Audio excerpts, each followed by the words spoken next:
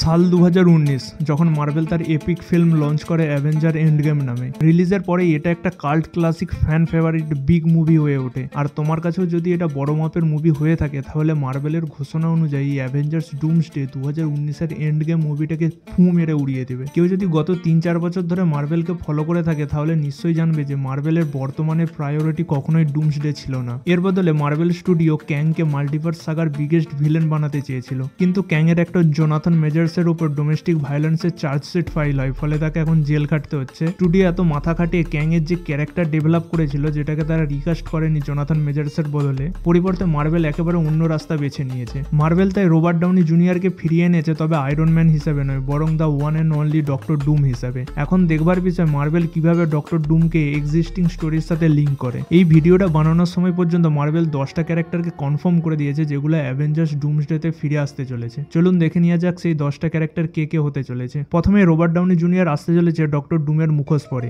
Robert ডাউনিকে আমরা চিনি প্রধানত আয়রন ম্যান হিসাবে। সে তার ডেডিকেশন দিয়ে এই ক্যারেক্টারটিকে অডিয়েন্সদের সবচেয়ে পছন্দের মার্বেল সুপার হিরো বানিয়ে তুলেছে। কিন্তু 2019-এ এন্ড গেমে যখন সে নিজেকে স্যাক্রিফাইস করে দেয়, তখন থেকে অডিয়েন্সরা তার ফিরে আসার অপেক্ষায় ছিল। আর সেই ইচ্ছা পূরণ করলো মার্বেল স্টুডিও আজ 6 বছর পর রবার্ট ডাউনি জুনিয়রকে ফিরিয়ে এনে অ্যাজ ডক্টর ডুম হিসেবে, one of the biggest villain of marble comics.